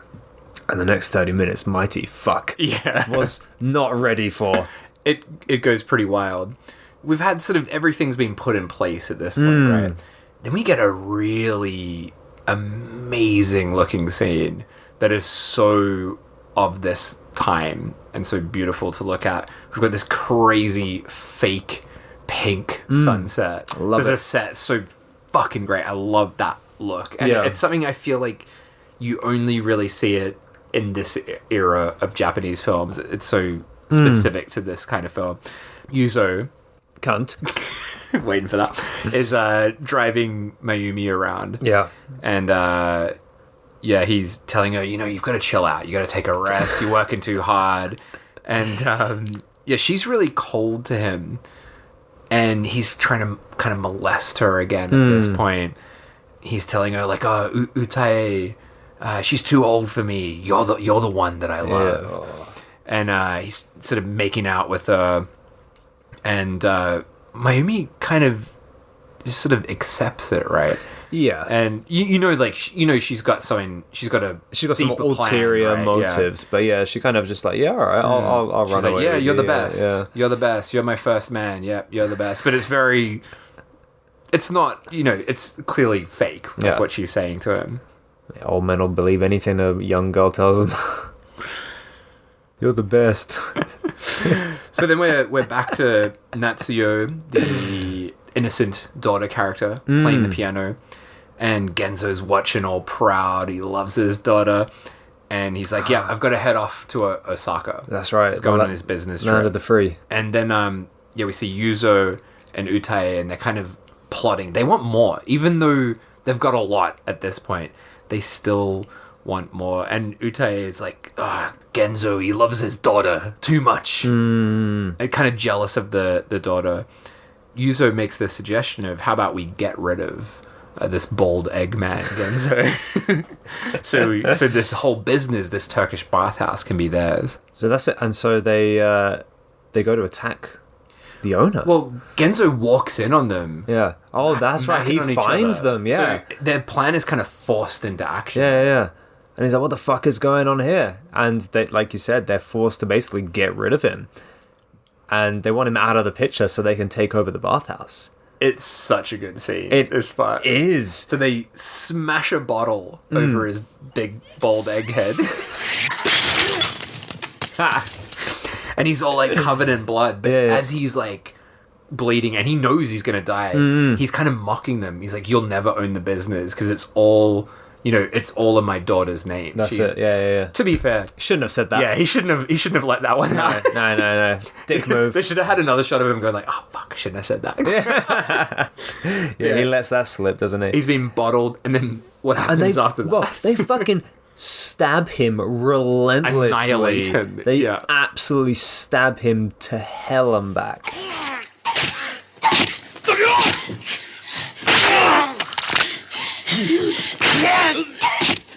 And drag his bloodied corpse off and do a really shitty job of burying him in like this barrel that they found again in the basement where they bury Yukino. Along the way his glasses fall off as well. That's a very sloppy job. And then they're like, oh, our clothes are covered in blood, and they put their clothes in the barrel as well. It's like, fuck you guys. An idiot. Really dumb. Idiot move. Super, super dumb. But and then of course... They do a fuck. They've done a murder, so they got to do a fuck. That's their thing. It's really become their thing. It's probably the only way they can get off now. They got to do a murder. Oh man, I hate them so much. Yeah, so they do a fuck on this top of this barrel that they've just shoved this Eggman into. But who's watching? Our mate Kuro. With his black vision. And white cat vision. It's like, meow. This cat vision stuff, it happens quite a lot. Yeah. And every time I was like, oh yeah, here we go. He's gonna do it. And it just, it didn't come for so long. Yeah. I was like, mate, Kuro, come on. Well, get involved, mate. in a sense, it kind of doesn't come at all from Kuro specifically. It's kind of, yeah, that side is kind of interesting. Right? Yeah. Then things get a whole lot grosser, where Genzo's dead now, and Utae is ordering Natsuo, Genzo's daughter, to marry Yuzo. Yeah. So she's like, yeah, your dad's off in Osaka, and yeah, he gave me orders for you to marry Yuzo. Yeah, what the fuck is that about? Fucking disgusting. And then I think this is the first time we notice it, but Natsuo is obviously horrified at this proposition and runs off, and we see she's got like a kind of disabled leg. She's got like a leg brace on, right? She's got like a leg brace. Is that ever explained? I don't think so, but it is very much a trope of this genre, right? Like the kind of broken, kind of innocent character. Yeah. So she runs off. As she runs off, she finds her dad's glasses. And Mayumi sees this happening as well. So she's kind of clued into what's going on too. Then it gets really fucked. It's nighttime, heavy rain, lightning, wind. It's really intense. Natsuo is limping down the hallway with a torch. And I think she's like searching around for looking Genzo, for clues. right? Yeah, trying to work out what's going on. Then Yuzo appears and he's like, "You're my wife now," and starts like tearing her clothes off. So it's lightning striking as this is happening. It's a really dramatic kind of scene. Yeah. Rips her clothes off. She runs outside into the rain, like totally naked right at this point. And he pursues her, chases after her, smashes through into another room where her piano room, and starts raping her on top of the pianos as she's like hitting the keys as it's happening. And again, Who's watching? Kuro, come on, Kuro, what are you doing? We get some cat Help her vision out. with the sounds. Doesn't do anything. And At that point, I was getting a little bit angry. yeah, at come on, Kuro. Kuro, come on, mate. I know you're just a cat. You're very cute. You're cat, a cute cat. but you gotta sort this. You can't out. just stand around watching rapes get happened. Just help out, Kuro. Come on, mate. And then it's quite a like brutal cut here, but it's morning time, and Natsuo is dead Yeah. in the flower bed, wrists cut. She like killed herself. Fucking And Mayumi finds her dead body. fucking hell! Like, yeah, it's so harsh. Which again is something of this era and this genre for sure. I wasn't happy about this scene. I wanted her to live. Yeah, well, definitely. I felt like her death was very cruel. yeah, it was cruel, and she deserved better. She was a genius at the piano. Her fucking piano skills were out of this world. That's true. What a waste. Yeah, And it is a very vicious scene. I wanted more of her stuff. But the good news the good is, stuff. at this point, Kuro's watching. things get pretty crazy. Oh. So Yuzo is like, fuck yeah, got the business now. She's dead. Don't have to marry her, I guess. And Utae is like, yep, we got the business, but don't double cross me. But then finally we're starting to see Oh my god. some cat stuff kicking off. Utae looks over to the kind of partition, right? The shoji. Yeah, it's like the paper The paper screens. screen, yeah. And we see a silhouette of this cat monster. And she's like, what the fuck? What is that? And they open the door and look down, and what do they see? Oh, the hand. Yeah. So the They see a severed hand. of Kenzo. And obviously they're pretty concerned Wait. about this. I just said Kenzo, didn't I? That's all right. Genzo. Kenzo. So yeah, sorry, wait, before we continue, that fucking silhouette was so ridiculous. Yeah. It's like an adult sized cat man. The only thing that I could liken it to would be a furry.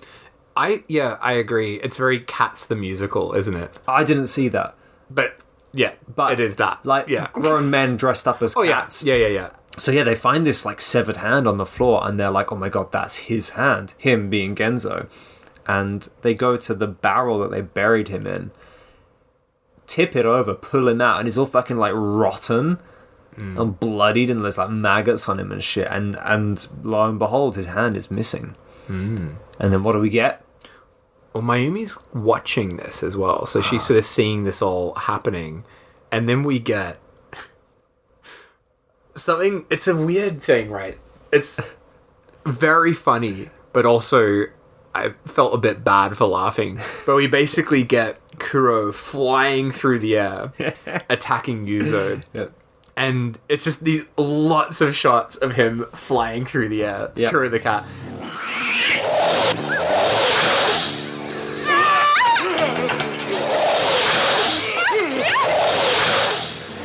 The reason I feel bad for it is very funny. It is. And he looks, to be fair, delighted as he's flying through the air. However, it's pretty obvious they just threw the cat Just through the air. cat, yeah. It's like you said, multiple shots, multiple angles of just this cat just like flying through the air with this like pew Yeah. music on either side. It's so And ridiculous. yeah, I shouldn't laugh because obviously don't throw a cat around in the air. But it does look a bit funny. Yeah, so we're like, here we go, fucking Kuro's doing it. This get is involved, it. get involved. But then, Oh what does my God. Yuzo do? The cunt. He's got an axe. And as Kuro's flying through the air like the ninja cat he is, he just lops his head off. Chops the cat's head off. Like clean off. And then the head plops onto the ground. And one thing I'll say for anyone who's concerned about animal cruelty sort of stuff, I will at least tell you for this, it is very, very fake. So yeah. don't worry. Oh yeah. They didn't cut a cat's head off. He's a very fake cat. Very, very fake. And then and blood splashes onto the wall. Yeah, right? yeah. And that's kind of this is a trope of this genre as well. The ghost cat thing of really? Usually it's like a cat licking the blood of the victim, right? Right. But this is kind of the reverse, where the cat's blood, I guess, is mixing with Yukino's blood here. But oh my god, this shot's so fucking it's awesome! incredible. So the wall where Yukino's been like sealed away in. What do we see on that Well, that's wall? it. So the cat, after he gets his head cut off, it sprays blood on the wall, and we don't know at this point, but that's the wall that Yukino is buried behind, and the blood. It's almost like stop motion animation, and it creates this silhouette of a person, which then starts to like crack and break away, and Yukino comes out. Yeah. But she's not Yukino anymore. Yeah, she transforms into this like cat demon. Yeah. And what I found was interesting. I mean, how would you describe what she looks like? Oh my god, it's absolutely ridiculous. Yeah. It's so stupid. Like, it's impossible to take seriously. I don't know what I would be able to compare it to. So, I mean, just like physically, so she's very white. It's like white, long, puffy hair. I would probably liken it to a female version of like Michael Jackson's Thriller. You know, in his last form, when he's like knocking down the trees. Well, she's got like the golden contact lenses. Yeah, she's got like a massive like mane. Big and, demented teeth. Yeah. So it does look pretty ridiculous. Yeah. And also, when this came out, apparently the biggest complaint about this film was not so much the design of how she looked, but the fact that the cat demon was white. Really? Because it's like, usually Kuroneko, Yeah.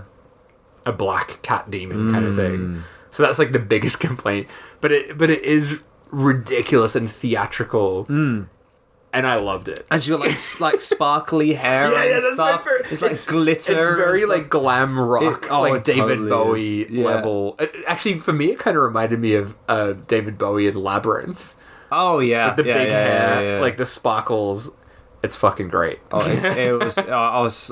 Oh my god, the fuck am I watching now? It was so funny. Also, in this scene, so we see her sort of break out of the wall and then she kind of disappears. But Mayumi, who's been watching this sort of stuff happen, sees on the ground Yukino's hairpin. And this is the point where she's like, okay, my sister's been killed. That's turned into a cat. I don't know if she's seen that, right? Like, I don't know if she actually saw that Catwoman, but she's realized that Yukino's definitely dead. So that's just like, Mayumi's like sneaking around trying to get answers, and the other girls aren't happy. They're kind of like pick up the fight that they started earlier and saying that she's not giving them enough respect and she's throwing her weight around and taking all the customers, and they fucking beat her tie her up and dunk her in the well. Yeah, it's quite an extreme reaction. It's an incredible like establishing shot because you see her kind of like coming up. It's like shot from above, looking down into the well. And you see her coming up out of the water, being dragged up on the rope. Yeah.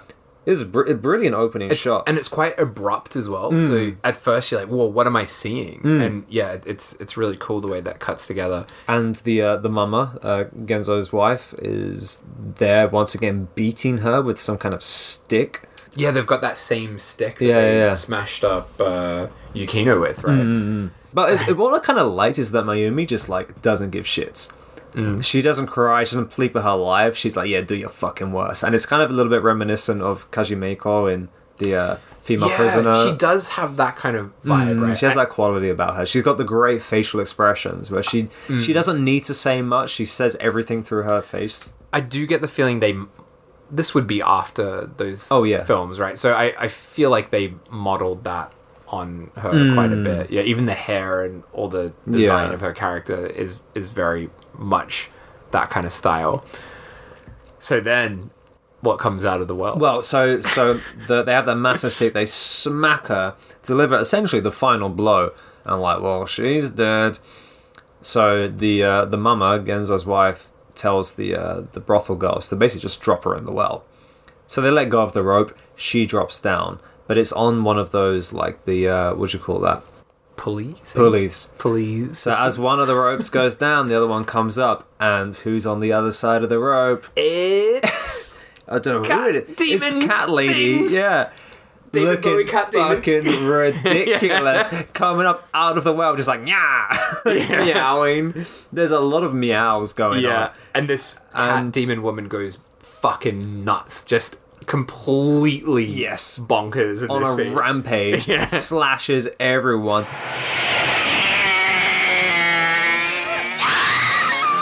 Like we said before, when Kuro was getting thrown around and those shots of it flying through the air, we get a lot of that with the cat monster lady of her just like jumping through the air with the same like pew pew sound effect and loads of meowing going on, and it's so hard to take seriously but so satisfying to watch her really just like great. Scratch the faces of these horrible women. She's like biting one prostitute in the guts as well, like ripping her guts out and stuff. And slashing at Utai as well, like it's just it's great. It's she gets a massive round across the face, doesn't she? So she tries to escape at this point. So she runs off into another room, back into the house, and the cat demon, as she opens the door to the room, the cat demon's just hanging down, just like, hey, what's up? Like upside down, and it's upside down, and then Yuzo enters as well, and he's fucking terrified, as you would be if this was going on. He goes into another room, right, and we see this fish tank. I think we've like seen it earlier in a few scenes, and then suddenly the water just disappears, and all the fish are just flopping about in the tank. Why does that happen? There's no reason for anything. What does this even mean? Why is she a cat? There's a lot of things where it's like, why does that happen? So then the next bit is also a bit like, why does this happen? We see the fucking ridiculous pervert. Oh, but before that, like when the fish go as well, and then you see the cat demon lady like appear behind the fish tank and start meowing. Yeah, but there's no payoff to that, right? She's just there. And that happens for such a long time. She just keeps appearing, keeps meowing, jumping through the air, and it's like, wah! And then, she does the same thing in the next scene with the pervert guy who auditioned Mayumi. Oh yeah. So he's just getting serviced by a bunch of prostitutes, and then the bath next to him. This is so cool. It's a great shot. Starts like smoking in the water, is like spinning around. It's like a whirlpool gets created in the bath. That's such a cool effect. And then the water flies out. It's sort of a reverse effect, right? Of the water flying out.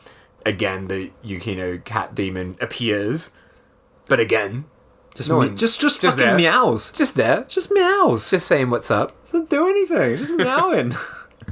So then we're back to Utae and Yuzo after they're kind of running with the cat demon. And Utae is kind of covering her face, right? She's sort of covering up her face, and then Yuzo sort of pulls her hands away. They see her face, and she's all slashed up, looking horrific. Yeah. Heavily mutilated by that cat demon.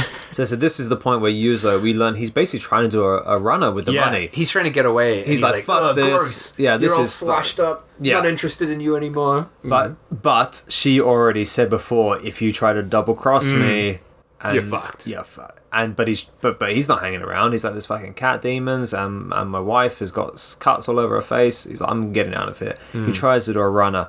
But we get that fantastic, ridiculous silhouette behind the paper screens. Once again, they're like, fuck, it's the fucking cat demon monster. Yeah. And then this is where we get the greatest, like, showdown of the film. And really, really just what I was waiting for the whole time. So the cat silhouette monster thing comes into the room. So Yuzo is obviously fucking freaking out because there's a giant cat lady monster thing in the room. And it's kind of also shown through the music. It's really weird psychedelic jazz. A lot of that. We'll put it under this. Oh yeah, I can't do it justice. Oh, okay, I think that's pretty good. One of them. And he's freaking out. He grabs a kind of like spear or something off the wall. Where'd he get? I don't know. Spear come Why is there a spear in a Turkish bathhouse? And he's trying to kill this demon thing.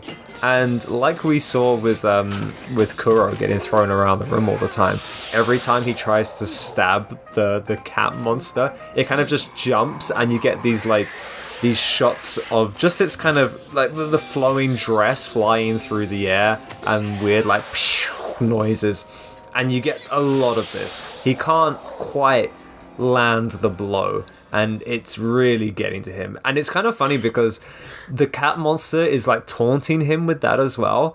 So every time he like misses his shot, she kind of turns around, does like this like cat pose and fucking meows.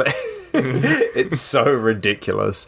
And then finally she's once again behind the paper screens, and he's like, I've got my chance. And he fucking rams the spear through the paper screen as he does it. Yeah. And lo and behold, who's standing behind the paper screens? Not the cat demon. No. Who is it? Well, it's what's her name? Utae. Utae.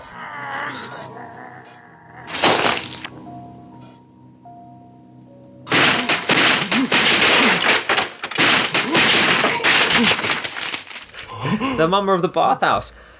We get a massive, massive spray of beautiful red paint blood.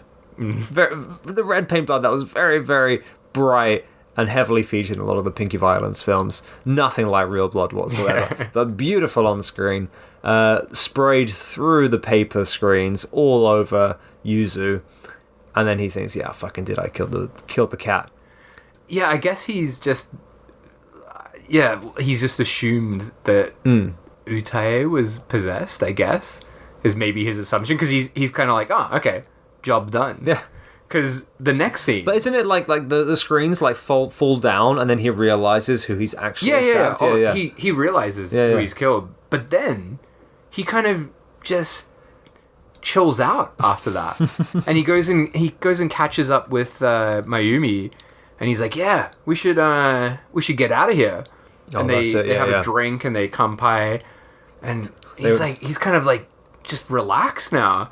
And then they're in the bath together. I was also thinking about that. Yeah, there's that weird scene, like as if he's completely forgot about everything that's just happened. Yeah. And Mayumi's like rubbing her bum on him. Yeah, they're all soaped up. He's getting rubbed up, and he's like, "Oh, this is like heaven. This is like heaven." And that's a great line, right? So he's like, "Oh, it's like I'm in heaven," and she's like, "Well, you're going to hell." And she pulls out the hairpin that she saw, Yukino's hairpin, right? The one that made her realize that Yukino's dead. And she's trying to stab Yuzo. And then Yuzo starts strangling. He overpowers her. Yeah, he kind of gets the hairpin out of her hands. He's strangling her. But then before he can kill her, all the lights go out.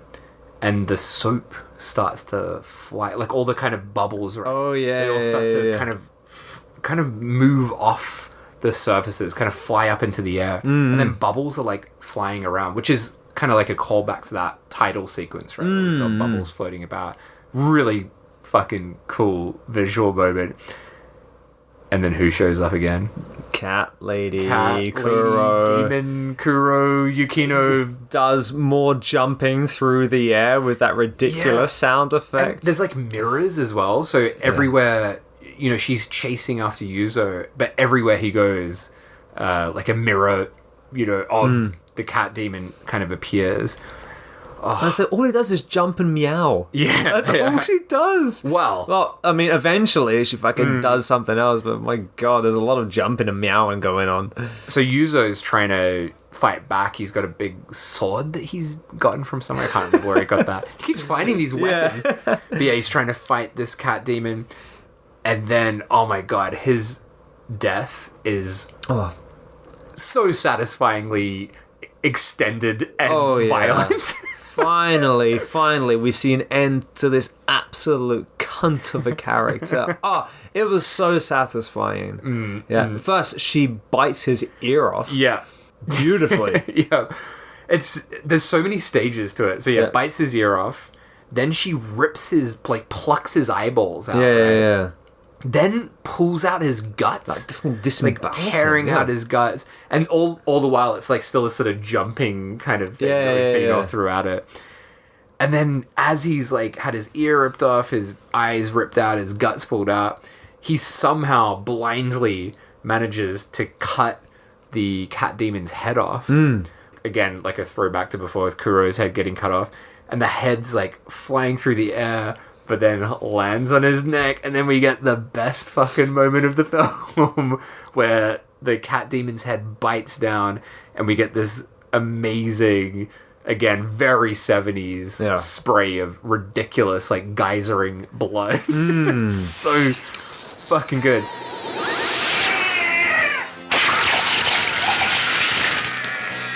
But that's not even the end of his death. No. So he's all fucked up. He falls down, a lamp falls down and sets him on fire. He deserves all of this. It's so good. Yeah. So he's like completely fucked. He's fucked earless, up. He's eyeless, bowelless, and now on fire. So he's in flames, and the rest of the building starts catching fire as well. It's all falling to pieces.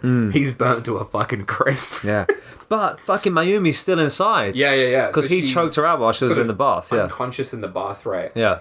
But she wakes up. She comes out. Leaves very effortlessly. Yeah, just like, a couple of things falling down here. Fucking buildings are fire.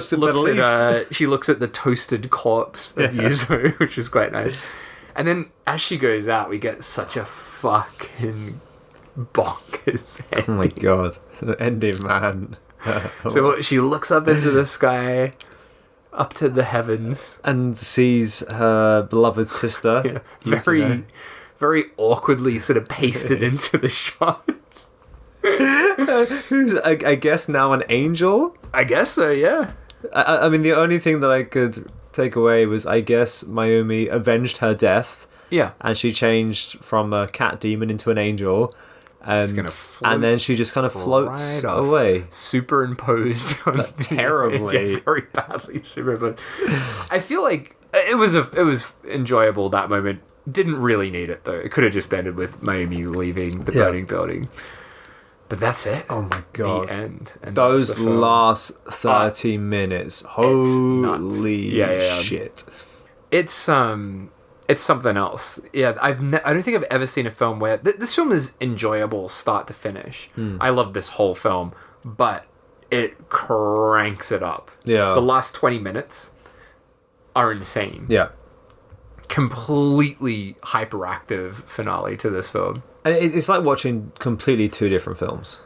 Yeah. And that's basically why I chose it, is the very crazy mashup of these two genres. It's not really anything that shocking in this film. Maybe the tree, BDSM kind of scene is like a little bit shocking, but no worse than anything you'd see in a Roman porno. In fact, you'd see a lot worse in a Roman porno. Yeah. But the kind of crazy blend of genres in this really make it something very special, I think. Yeah. While still talking about the end of the film, that ridiculous cutting the head off, a head flying up in the air, landing and biting the neck. That is exactly what happens in Grotesque. Oh yeah, it is too. Yeah. So grotesque is like from what 2007, something like that, right? Well, let me do a quick search. Yeah, but that I immediately, because we spoke about that film quite recently, didn't we? And that is the exact ending of that film as well. Yeah. And when I was kind of watching it, I was thinking, this is kind of 2009. Sorry, grotesque. I was like, that scene is exactly how grotesque ends, but just the ridiculous like pop aspect of it. It was almost very like House-esque as well, with not just because of the cats, just because of how ridiculous it was and how poppy it was towards the end. Yeah, totally. Yeah. It was an absolute mind fuck of genres. Yeah, It really is. Because even the two. Well, it's a pinky violence film, but even like borrowing the actresses and the themes from the Roman pornos, you have those two genres mixed together in themselves, and then you have the cat cat like the cat obake stuff. Yeah. Oh, it was difficult to pinpoint. Like, it was very difficult to pinpoint. This film, the first time I watched it, really did blow my mind, just because of the mashup of genres. There's not many other films that I've seen that mash up genres in quite this sort of way. It was I don't know. It was really difficult for me because I don't know if I enjoyed it. That's the thing that I really struggle with. Yeah, because I love this film. I love basically everything I've seen by this director, and this is one of my favorites by him, just because it's so high energy and, as you said, so poppy, colourful, weird, and just such a film of its time in the best possible way. It was incredible. I think there were so many things that I wanted to happen that didn't happen, which is more just down to my own expectations. But I mean, mainly I just hated that cunt. Yeah. First and foremost. But and he gets such a satisfying end. Great end. So that was great. But I really wanted, like, all the Kuro scenes of the cat vision. I wanted something out of that. Yeah. And it wasn't until really the very end of the film that anything happened about it. And oh my god, the cat demon makeup, the glittery thing with the fangs and the ears poking out of the wig was so ridiculous. But for me, that adds to the charm of it, I think, because it's just so wildly out of place, like how ridiculous that is. Because this really just keeps going from really serious to really ridiculous, like back and forth, like with the horrendous rape and the bondage scenes to the really poppy slapstick sex scenes. And it's almost like Hong Kong levels of tonal disparity in this film. This is off the rails. Yeah. The people involved in this are quite incredible. And to know that they all kind of came together to make this absolutely ridiculous film. That is very funny. And the fact that they managed to get Naomi Tani to do this really surprises me, because it is so much sillier than anything I've seen her in. Yeah. But as a Roman, because like the Roman porno Nikkatsu films, they're not silly. No, I mean, especially the ones that she's in. I mean, there are some really fucking silly ones, but her ones are really dark. And there are, of course, like, they always slip in some silly, pervy kind of elements, but there is kind of a seriousness to them that this film doesn't have, yet it still has all the kind of violent, fucked up stuff in it as well. So it is that really tonally strange mix. I think you just saying that very similar to Cat 3 in a way is very accurate, because it does change like the theme and the atmosphere from scene to scene. Yeah. And you never quite know what you're going to get next. It's like, am I going to get another fucked up bondage, forced abortion or rape scene? Or am I going to get like a ridiculous sex scene? With a man going cross-eyed. Yeah, with his ridiculous cross-eyed cunt face, or a fucking cat flying through the air. It's kind of weird because it's only an 80-minute film, but it feels like they got a lot in here. They packed a lot in. Yeah. There's not really... I was gonna say there's no filler, but there also is. There is. There's all those the sex scenes. There's all ridiculous sex scene Yeah. stuff. But it's all very frantic. Like, there's no scenes that go for a long time. I don't think there's anything that goes too long.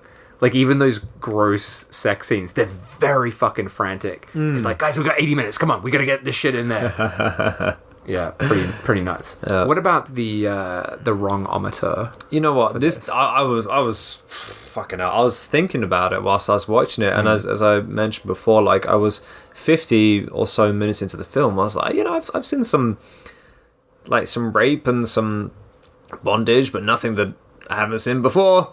So I was thinking, it's not gonna really ever get that high, is it? Or is it? But as soon as we got past that 50-minute mark, fucking hell, the cat stuff, oh my god, it was so ridiculous, so impossible to take seriously that it kind of just like shot right up. And with the mix and the mishmash of genres, you know what, I was thinking about a 7, but I think I'm gonna have to do an 8. Oh, that's quite high. It is. It really fucking confused me, this film. I don't know what I was watching. Yeah. I think an 8. Okay. Wow. Yeah, for me. That's quite high. I just give everything a high rating. Yeah. So again, like, the wrong-ometer, not how good it is, how wrong it is, which is just how bizarre and, like, unusual or offensive or just off-puttingly wrong. It's tonally so fucked. that's pretty high. I'm not going to go that high. I'm going to go pretty low, actually. Oh, yeah. I think when I first saw it, I would have gone that high. But watching it again, maybe because I knew what was going to happen, it didn't shock me as much.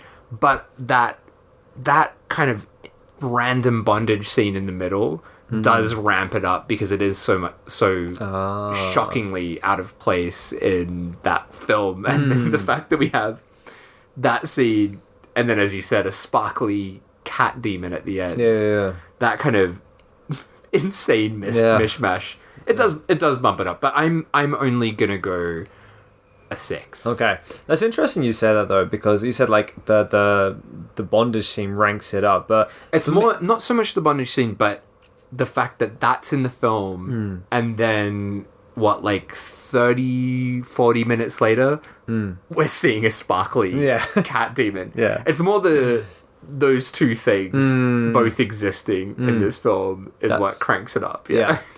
Yeah, I totally understand that. For me, like, knowing the people involved in this, I was expecting those kind of bondage scenes.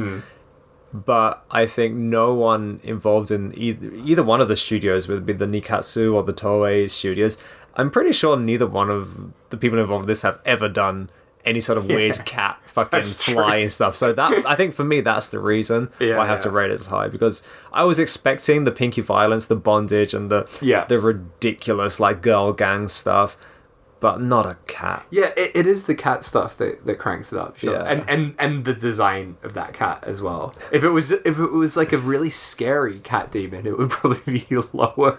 It's so like kind of 80s hair metal.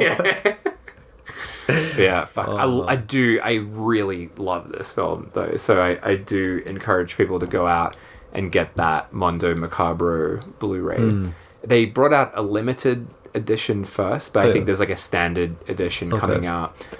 So I think by the time this episode is live, not live, what do you call it? It is? It is? Is that the language that we use for this? But yeah, by the time that you can listen to this, I think that standard Blu-ray is out. So yeah, do get it. The print looks great as well. It is nice, yeah. I think, like, knowing what I know now, I'm going to have to go back into it, watch it again, because the first time was a bit of a sensory overload. Yeah. Oh, Jesus Christ. Right. Next week. Next week or next time. Oh, fuck, I always say next week. We're going back to the year I was born. 1981? What the fuck? 1989 to go to. And next time we are going to be watching Mike Diana's Blood Brothers. Oh. Yeah. A lovely little indie short from America. Oh. So, something to look forward to. I'm actually quite surprised you've not seen this before. So No, I'm very excited to see this. Because I know of Mike Deanna. I know who Mike Deanna is. So yeah, I'm very keen. Nice. To All see right. this. Next time, Mike Deanna's Blood Brothers. And as always, please follow us on Twitter. SMSW Podcast on Twitter. Give us a review. That's us. Do the review thing. That's really important. If you want to shoot us an email, you can send us an email to showmesomethingwrong@gmail.com. And yeah, just tell all of your friends. All of them. All of them. Send a message. Get your fucking phone out. Get your fucking phone out right now. Send a group message to all of your friends. Alright? Can you fucking do that? Guy, get your fucking phone out. Send a message. Do it.